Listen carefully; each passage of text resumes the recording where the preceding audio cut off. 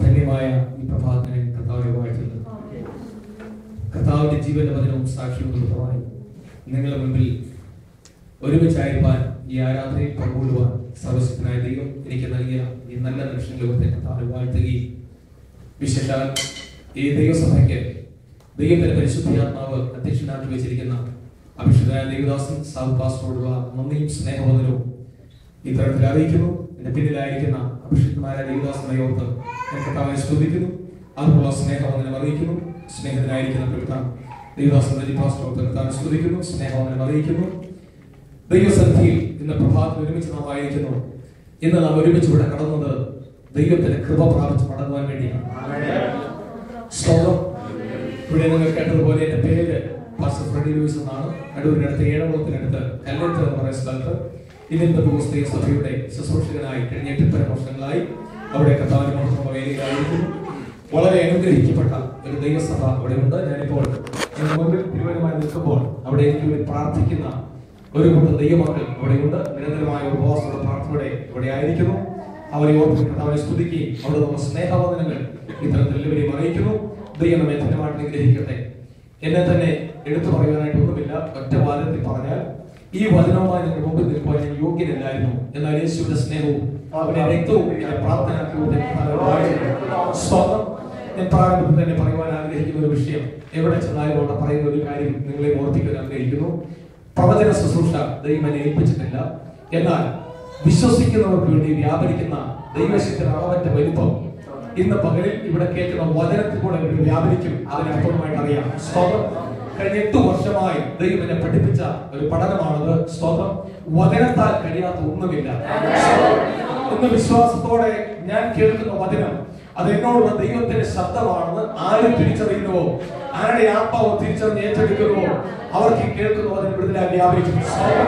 ഇന്ന് പ്രഭാതത്തിൽ നാം ഒരുമിച്ച് ഇവിടെ ഇരുന്ന് ആരാധിക്കുമ്പോൾ തന്നെ ഈ കേൾക്കുന്ന വചനം നിങ്ങളായിരിക്കുന്ന സ്ഥലത്ത് മാത്രമല്ല, നിങ്ങളുടെ ജോലി മേഖലയിൽ മാത്രമല്ല, ഭവനങ്ങൾ കേരളത്തിൽ നിന്ന് വിട്ടിട്ട് വന്നിരിക്കുന്ന നിങ്ങളുടെ ഭവനങ്ങളിൽ ചില ചലനങ്ങൾ ഉണ്ടാക്കുവാൻ പര്യാപ്തമായ വചനങ്ങളാണ്. സ്തോത്രം. ഇവിടെ ഇരിക്കുന്ന അഭിഷിക്തമായ ദൈവദാസന്മാർക്ക് അത് അനുഗ്രഹമായി തീരും. അതെനിക്ക് പൂർണ്ണമായ വിശ്വാസമുണ്ട്. സ്തോത്രം. കരങ്ങൾ ഉയർത്തി സ്തോത്രം ചെയ്യാം. സ്തോത്രം. യാതൊരുവിധമായ മറ്റു യാതൊരു ലക്ഷ്യവും എന്റെ വിശുദ്ധിയിലില്ല. എന്റെ ദൈവത്തിന് മഹത്വപ്പെടുന്നു.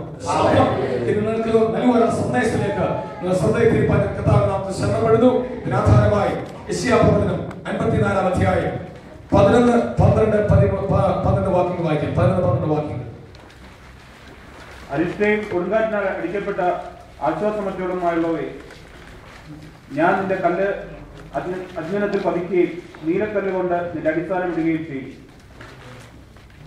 ഞാൻ നിന്റെ താഴ്കൂടങ്ങളെ പത്മരാഗം കൊണ്ടും നിന്റെ ഗോപുരങ്ങളെ പുഷ്പരാഗം കൊണ്ടും നിന്റെ അറ്റങ്ങളെ ഒക്കെയും മനോഹരമായ കല്ലുകൊണ്ടും ഉണ്ടാക്കും. എല്ലാ കല്ലുകളും ഒരു നിമിഷം കൂടെ നടക്കും. ദൈവത്തിൽ എല്ലാവരും ആത്മാർത്ഥമായിട്ട് പ്രാർത്ഥിക്കാം. ഒരു വിസിറ്റിംഗ് പാസ്റ്ററുടെ ബുദ്ധിയുടെ ആലോചനയുടെ മുഴുവനിടയാകാതെ ദൈവത്തിന്റെ ആത്മാവ് വിവേചിക്കുവാനായി വചനത്തിന്റെ ശബ്ദം ഇന്ന് പകലിവിടെ മുഴങ്ങി കേൾക്കുവാൻ, വചനം കേൾക്കുമ്പോൾ വിടുതലായി വ്യാപരിപ്പാൻ, അവിശ്വാസത്തിന്റെ ഹൃദയങ്ങൾ മാറിപ്പോയിട്ട് ഇന്ന് പകൽ കേൾക്കുന്ന വചനം വിശ്വാസത്തോടെ ഏറ്റെടുത്ത് വിടുതൽ പ്രാപിച്ച് മടങ്ങുവാൻ ദൈവസഭ ഒരുക്കുവാനായിട്ട് എല്ലാവരും ഒരുമിച്ച് പ്രാർത്ഥിക്കാം. സ്നേഹിതാവേ, കഠിനയും കർത്താവെ അഭിഷിക്തനായ ദൈവദാസന്റെ കുടുംബത്തെയും ഈ ദൈവസഭയെ വിശേഷങ്ങളുടെ അഭിഷിക്തന്മാരെ ഒരുപോലെ ഏൽപ്പിച്ച് പ്രാർത്ഥിക്കുന്നു. ഇന്ന് പ്രഭാതത്തിൽ ഞങ്ങളുടെ സന്നിധിയിൽ കടന്നു വരുവാനുള്ള ഭാഗ്യം നമുക്ക് നൽകിയല്ലോ കർത്താവെ. ഞങ്ങൾ ഒരുമിച്ച് ഞങ്ങളുടെ സന്നിധിയിൽ വളരെ പ്രതീക്ഷയോടെ ആയിരിക്കുന്നു. ഈ ജനത്തിന്റെ പ്രതീക്ഷകൾ കർത്താവെ പ്രകടനം വിളിക്കുവാൻ നിൽക്കുന്ന എല്ലാ ദുഷ്ടശക്തികളും യേശുവിന്റെ നാമത്തിൽ ഈ ദേശം വിട്ടുമാറാൻ കൽപ്പിക്കുന്നു. അന്തരീക്ഷത്തെ യേശുവിന്റെ നാമത്തിൽ ഒരുമിച്ച് അവകാശമാക്കി മാറ്റി ദൈവത്തിന്റെ കൃപയുടെ വ്യാപാരം ഈ ജനങ്ങൾക്ക് അയക്കണമെന്ന് പ്രാർത്ഥിക്കുന്നു. ഒരുമിച്ച് ആരാധന ആത്മാവിന്റെ ശബ്ദം കേട്ട് സ്വർഗം സഹായിക്കണമെന്ന് പ്രാർത്ഥിക്കുന്നു. ഞങ്ങളെല്ലാവരും കുറേട്ട് കർത്താവേ നാം മാത്രം അതിന്റെ സൗണ്ടമായിട്ട് സമർപ്പിച്ച് പ്രാർത്ഥിക്കുന്നു. അതിന്റെ ശബ്ദമല്ല കർത്താവേ, കേൾപ്പിക്കണമെന്ന് പ്രാർത്ഥിക്കുന്നു. ഹല്ലേലൂയ. സ്തോത്രം, സ്തോത്രം, സ്തോത്രം, സ്തോത്രം, സ്തോത്രം, സ്തോത്രം. പ്രാർത്ഥനയ്ക്ക് നന്ദി പറയുന്നു. ക്രിസ്തുനാമത്തിൽ വിളിച്ചു കേൾക്കണമേ പിതാവേ. ആമേൻ. ഹല്ലേലൂയ. കർത്താവേ സ്തോത്രം ചെയ്യാം. ഹല്ലേലൂയ. യെശയ്യാപ്രവാചകന്റെ പുസ്തകം നമുക്ക് എല്ലാവർക്കും വളരെ സുപരിചിതമായിട്ടുള്ള വചനമാണ്. തിരുവചനത്തിൽ അറിയപ്പെടുന്ന പ്രവാചകന്മാരിൽ വലിയ പ്രവാചകന്മാരുടെ ഗണത്തിൽ വരുന്ന അഭിഷിക്തനായ ദൈവദാസൻ യെശയ്യാവ്.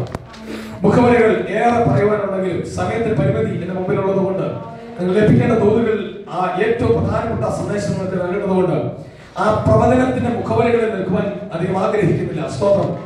1 മുതൽ 5 വരെയുള്ള അധ്യായങ്ങളിൽ സ്തോത്രം ദൈവജനത്തിന് മാനസാന്തരത്തിന് തൂതു നൽകുന്ന അഭിഷിക്തനായ ദൈവദാസൻ. സ്തോത്രം. അവൻ ദൈവജനത്തിന്റെ ആ പാപത്തിന്റെ അവസ്ഥകൾ കണ്ട് ദൈവത്തിൽ നിലവിളിക്കുകയും ദൈവജനത്തെ മാനസാന്തരത്തിലേക്ക് ആഹ്വാനം ചെയ്യുകയും ചെയ്തു. ഇന്ന് ആത്മീയ ഗോളത്തിൽ കുറഞ്ഞിരിക്കുന്ന ഒരു സന്ദേശമാണ് മാനസാന്തരത്തിന്റെ സന്ദേശം. സ്തോത്രം. ദൈവസഭകളിൽ ആത്മീയ സഭകൾ എന്ന് പറയുന്നുണ്ടെങ്കിലും ഇന്ന് മാനസാന്തരത്തിന്റെ സന്ദേശം വളരെ കുറഞ്ഞിരിക്കുക. സ്തോത്രം. ഏറെക്കുറെ എവിടെ ചെന്നിരുന്നാലും കേൾക്കുന്നത് ഒരു തരം പ്രോസ്പിരിറ്റിയുടെ തിയോളജിയാണ്. സ്തോത്രം. അനുഗ്രഹിക്കുന്ന സമൃദ്ധിയുടെ സുവിശേഷം മുഴക്കുന്ന ഒരു അനുഭവത്തിൽ കൂടെ നമ്മുടെ ആത്മീയഗോളം പോയിക്കൊണ്ടിരിക്കുകയാണ്. എന്നാൽ ആത്യന്തികമായി ദൈവസഭയ്ക്ക് ആവശ്യമായിരിക്കുന്നത് ഒരു മാനസാന്തരത്തിന്റെ സന്ദേശമാണ്. ഇത് അന്ത്യ കാലഘട്ടമായതുകൊണ്ട് മാനസാന്തരത്തിന്റെ ദൂതനാണ് ഏറ്റവും പ്രാധാന്യം ഞാൻ കൊടുക്കാറുള്ളത്. സ്തോത്രം. ഇന്ന് പകലിലും ഒരു മാനസാന്തരത്തിന്റെ അനുഭവം ചിലർക്ക് ഉണ്ടാകാമെങ്കിൽ ചില വിഷയത്തിന് വലിയ സ്തോത്രം.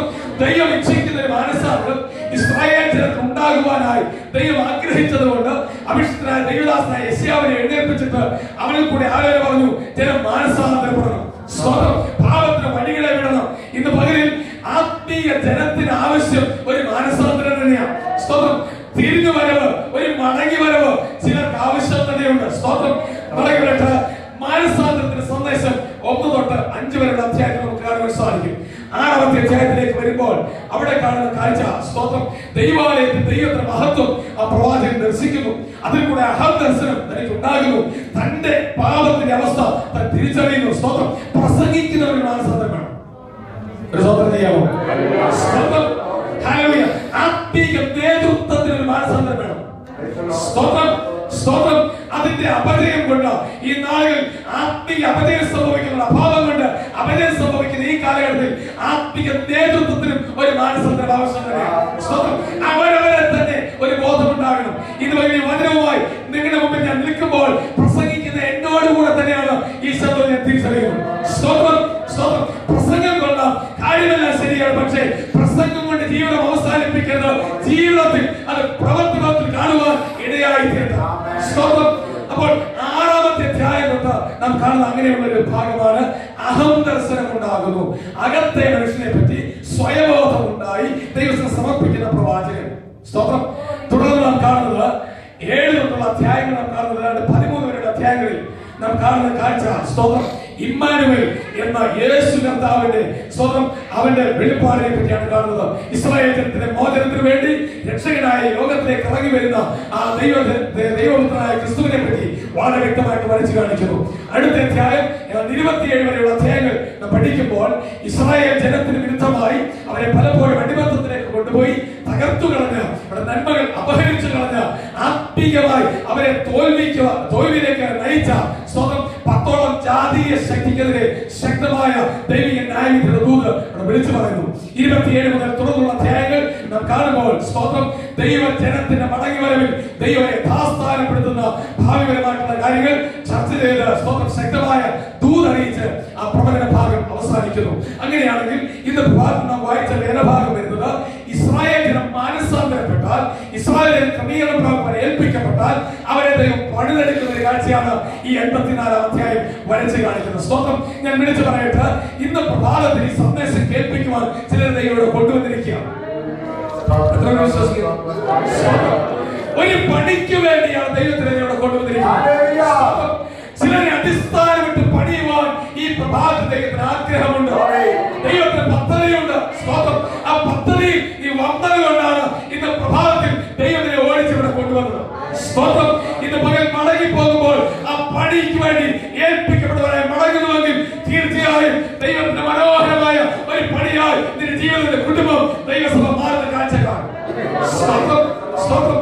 ഇസ്രായേൽ ജനത്തെ പണിതെടുക്കുവാൻ ആഗ്രഹിക്കുന്ന ദൈവം ദൈവസഭയെ പണിതെടുക്കുന്ന ദൈവമാണ്. നാം തിരുവനന്തപുരത്ത് ഇങ്ങനെ വായിക്കുന്നു, ഞാൻ എന്റെ സഭയെ പണിയും, പാതാള ഗോപുരങ്ങൾ അതിനെ ജയിക്കുകയില്ല. ദൈവം പണി ഏറ്റെടുത്താൽ ആ പണി പണിയാ. കേരളത്തിലെ പണി പോലെ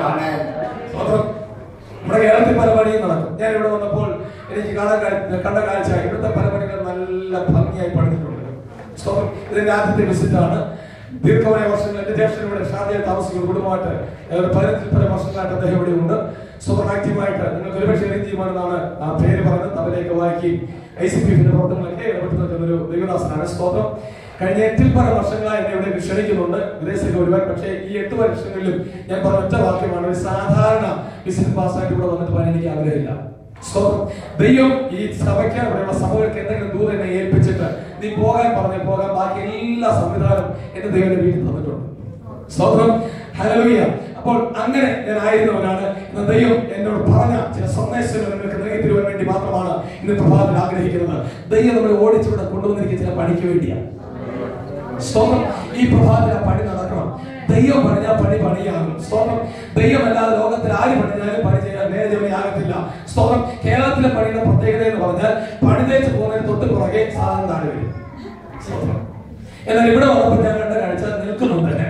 സ്തോത്രം. ചില പണികളൊക്കെ നിൽക്കുന്നുണ്ട്. ഇനി ക്വാളിറ്റി ഒക്കെ കുറച്ചുകൂടെ നിങ്ങൾക്ക് എന്നേക്കാൾ കൂടുതൽ അറിയാം.